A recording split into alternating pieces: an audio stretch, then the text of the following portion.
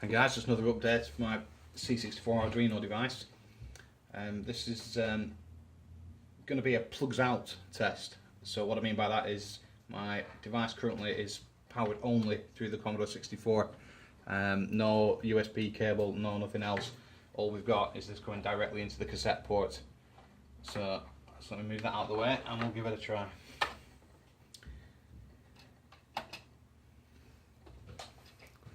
So I don't know if you can see that, but down here we've got a file name that's come off the SD card, and that's the first entry on the SD's root directory, which is the system volume information. Obviously that's no good to us. Now there's no sorting going on from the SD card yet, so it lists these files in the order that they were pretty much put on the card to begin with. So I can cycle through them using the space key.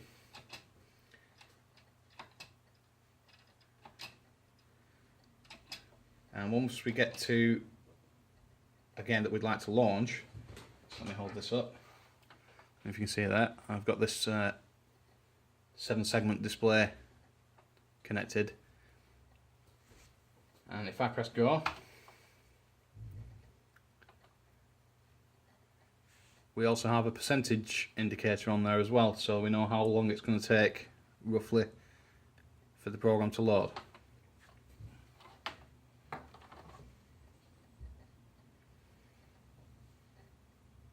So we're halfway there now.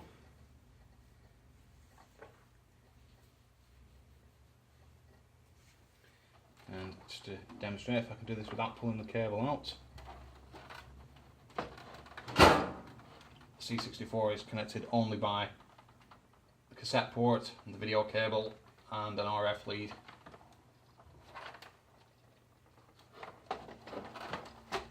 And there we have it, the game's launched. And the display now reads end. So we're all done with that now. So as we can see, that works fine. Still got some optimization of the code to do to try and get that speed increased a little bit.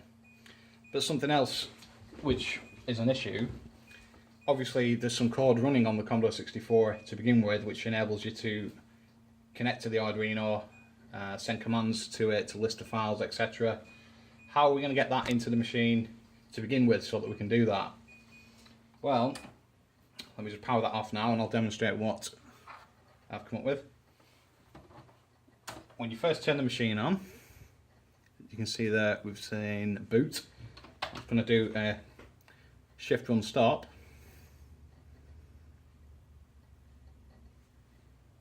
And we've got my loader app loading in as it would be from tape.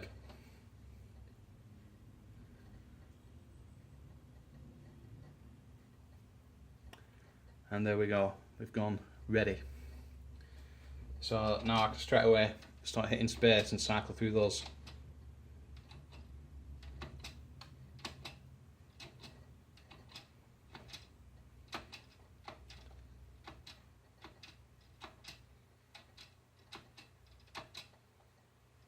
Okay, so here we have a tap file, bbsb.tap.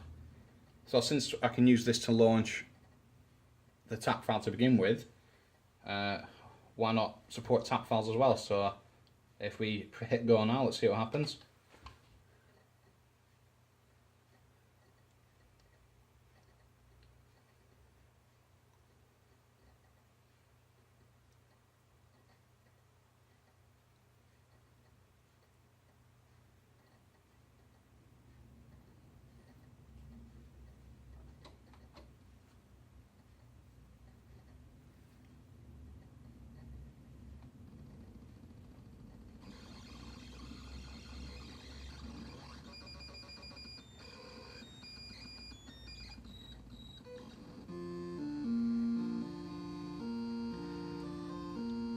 So we've got tape emulation in there as well.